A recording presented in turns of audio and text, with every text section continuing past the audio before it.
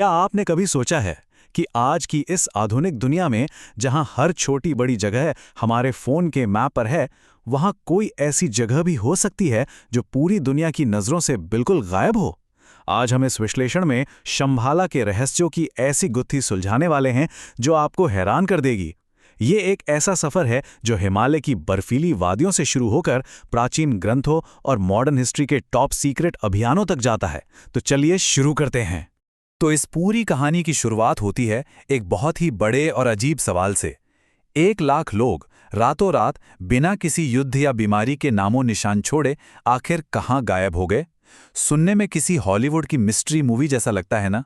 लेकिन शंभाला जैसी रहस्यमयी जगह की बात करते समय हमें सबसे पहले एक ऐसी असली घटना को देखना होगा जो इतिहास में सचमुच दर्ज है। और यहीं से शुरू होता है हमारा पहला अध्याय, गुगे साम्राज्य का असली रहस्य। देखिए, शंबाला की कहानियां सिर्फ हवा-हवाई बातें नहीं हैं। इन कहानियों की जो नींव है वो हिमालय के तिब्बत लद्दाख क्षेत्र में स्थित गुगे साम्राज्य के ठोस असली खंडरों से जुड़ी हुई है। ये कोई मिथक नहीं था। अब यहाँ जो सबसे अजीब बात है ना, वो ये है कि वहाँ जो भौतिक सबूत मिले हैं वो सच में आपके रोंगटे खड़े कर देंगे।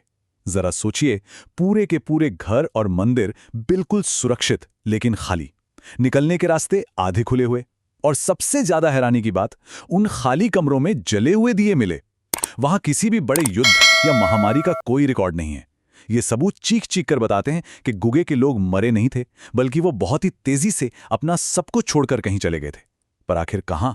इसका जवाब उन रास्तों में छिपा हो सकता है जो उन्होंने वहां से निकलने के लिए बनाए थे। गुगे शहर के ठीक नीचे 1 से 2 किलोमीटर लंबी विशाल अंडरग्राउंड सुरंगें मिली हैं, और ये सुरंगें सीधी कैलाश पर्वत की दिशा में जाती हैं, जिसे सदियों से बेहद पवित्र माना जाता है। और कहानी में सबसे बड़ा ट्विस्ट ये है कि जाते जाते उन्होंने इन सुरंगों को जानबूझकर अंदर से तोड़ दिया था। आखिर वो इतने गुप्त तरीके से अपना रास्ता मिटाते हुए कहां पहुंचने की कोशिश कर रहे थे?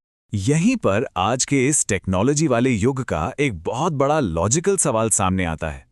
जब हमारे पास सैटेलाइट और जीपीएस जैसी एडवांस्ड तकनीक है जो हिमालय के छोटे छोटे गांवों को भी आसानी से मैप कर सकती है, तो फिर एक पूरी की पूरी पौराणिक नगरी आज तक पूरी तरह से छिपी हुई कैसे रह सकती है? अगर शंभाला सच में कोई फिजिकल जगह है, तो लॉजिक तो यही कहता है कि तकनीक को इसे अब तक खोज लेना चाहिए था। तो चलिए, अब हम इसके दूसरे पहलू पर आते हैं, अलग अलग धर्म पर शंभाला एक। भौतिक खंडरों से थोड़ा आगे बढ़कर अब हम प्राचीन ग्रंथों की दुनिया में चलते हैं, जहां चीजें और भी दिलचस्प हो जाती हैं। ये वाला पॉइंट सच में आपका दिमाग घुमा देगा। आप इस बात पर ध्यान दीजिएगा कि कैसे पूरी तरह से अलग अलग धार्मिक परंपराएं बिना किसी आपसी कनेक्शन के बिल्कुल एक ही जगह का वर्णन करती हैं। एक तरफ बौद्ध और बोन परंपरा इसे एक शांत, एडवांस्ड, आध्यात्मिक शहर और गुप्त ज्ञान का केंद्र मानती हैं। वहीं दूसरी ओर हिंदू धर्म में इसे भगवान विष्णु के अंतिम अवतार कल्कि का सटीक जन्म स्थान बताया गया है। ये सिर्फ कोई प्रतीक या सिंबल नहीं है, बल्कि एक निश्चित जगह के रूप में दर्ज है। धर्म और उद्देश्य भले ही अलग हों, लेकिन जगह एक ही है। और मजे की बात यह है कि इन प्राचीन ग्रंथों में इस जगह का एक बहुत ही डिटेल्ड नक्शा दिया गया है। एक कमल के फूल के आकार का नक्शा, जिसमें 8 विशाल पहाड़ हैं, बीच में उपजाऊ घाटियां हैं और सेंटर में एक राजधानी है। ये डिस्क्रिप्शन इतना परफेक्ट है जिसे किसी ने इसे अपनी आंखों से देखा हो। लेकिन सबसे बड़ी पहेली ये है कि दुनिया भर के रिसर्चर्स आज तक इस नक्शे के दिशाओं को हिमालय के असली भूगोल के साथ मैच नहीं कर पाए हैं। अब ये पुरानी कथा अचानक 20वीं सदी में आकर मॉडर्न दुनिया का जुनून कैसे बन गई? आइए देखते हैं हमारा तीसरा अध्याय, 20वीं सदी के रहस्यमयी अभियान। ये टाइमलाइन हमें साफ दिखाती है कि कैसे शंभाला की खोज सिर्फ एक दार्शनिक जिज्ञासा से निकलकर भारी फंडिंग वाले सैन्य और सरकारी अभियानों में बदल गई। 1900 के दशक की शुरुआत में पश्चिमी विचारकों ने इस प्राचीन ज्ञान की तलाश शुरू की। फिर 1927 में निकोलस रॉरिच का वो मशहूर एक्सपीरियंस हुआ, और 1938 आते आते जब दुनिया युद्ध की कगार पर थी, बाकायदा बड़े बड़े सरकारी अभियान शुरू हो गए। अब 1927 की उस घटना को थोड़ा ध्यान से समझते हैं। रूसी खोजकर्ता निकोलस रोरिच ने अपनी डायरी में साफ लिखा है कि उन्होंने आसमान में एक तेज गति से उड़ने वाली चमकीली अंडाकार वस्तु देखी, एक शाइनी ओवल ऑब्जेक्ट। याद रखिए, ये घटना मॉडर्न हवाई जहाज़ों और सैटेलाइट्स के आने से दशकों पहले की है। इसका सीधा सा मतलब है कि शंभाला की ये कथा अब सिर्फ किताबों तक सीमित नहीं थी, बल्कि इसने ऐसी अनजान भौतिक घटनाओं का रूप ले लिया था जिसे समझाना मुश्किल था। और यहीं से हम इतिहास की एक ऐसी सच्चाई की तरफ बढ़ते हैं जहां आधुनिक सैन्य शासकों ने भी इन कथाओं में गहरी दिलचस्पी ली। हमारा चौथा अध्याय, नाजी जर्मनी का एक गुप्त मिशन। हेनरिक हिमलर की प्राचीन ज्ञान में बहुत गहरी रुचि थी।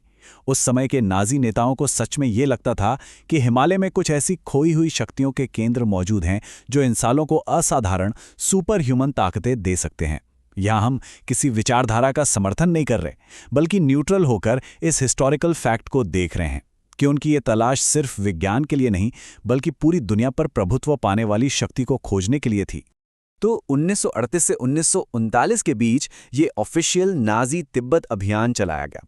पब्लिक को बस ये बताया गया कि वो वहाँ का कल्चर और पेड़ पौधे पढ़ने जा रहे हैं, लेकिन उनका असली और छिपा हुआ मकसद उन्हीं प्राचीन शक्ति केंद्रों को ढूंढना था। और सबसे चौंकाने वाली बात क्या है पता है? द्वितीय विश्व युद्ध के बाद इस अभियान की कई सबसे ज़रूरी रिपोर्ट्स और डॉक्यूमेंट्स हमेशा के लिए रहस्यमयी तरीके से गायब हो गए। चलिए अब इस रहस्य की एक और परत हटाते हैं और बात करते हैं हिमालय के आसपास की कुछ अजीब बायोलॉजिकल और कल्चरल मिस्ट्रीज के बारे में। अध्याय 5, चिंतामणि पत्थर और रूपकुंड के कंकाल। आप इस बात को नोटिस करिए कि कैसे दुनिया भर की हजारों मील दूर बसे अलग अलग संस्कृतियों ने बिल्कुल एक ही जैसे शक्तिशाली पत्थर का जिक्र किया है, चिंतामणि पत्थर। चाहे वो तिब्बती हो, हिंदू हो या पश्चिमी रहस्यवाद, सब जगह इसे एक ऐसी गजब की ऊर्जा का स्रोत माना गया है जो इच्छाएं पूरी कर सकता है, इंसानी चेतना को बदल सकता है और जिसे शंभाला का मुख्य केंद्र कहा जाता है। और अब बारी आती है हार्ड डीएनए एविडेंस की, रूपकुंड झील से। इस बर्फीली झील के कंकालों का जब टेस्ट हुआ तो पता चला कि इनमें साउथ एशियन, भूमध्य सागरीय और यहां तक कि कुछ बिल्कुल ही अनजान लोकल ओरिजिन के डीएनए थे। मतलब दुनिया के अलग अलग कोनों से लोग वहां आए थे। और सबसे बड़ी बात, ये सभी लोग एक ही समय पर वहां नहीं गए थे, ये अलग अलग सदियों में वहां पहुंचे। ये साबित करता है कि किसी बहुत ही मजबूत कशिश ने पूरी दुनिया से लोगों को सदियों तक इसी सटीक जगह पर आकर मरने के लिए आकर्षित किया था। इन पुरानी कथाओं में यह भी दावा किया गया है कि शंभाला के लोग हजारों साल तक जीते थे। सुनने में थोड़ा इम्पॉसिबल लगता है ना, लेकिन हो सकता है कि ये योग, ध्यान और बॉडी कंट्रोल की बेहतरीन और एडवांस्ड प्राचीन तकनीकों का कोई रूप हो। ऐसी तकनीकें जो शायद उम्र बढ़ने के प्रोसेस को इतना धीमा कर देती थीं, जो आज के मॉडर्न साइंस के लिए भी एक पहेली बना हुआ है।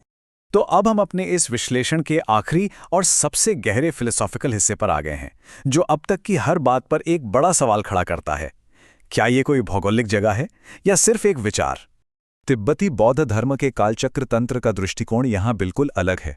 वो समय को एक सीधी रेखा की तरह नहीं, बल्कि एक साइकिल की तरह देखते हैं।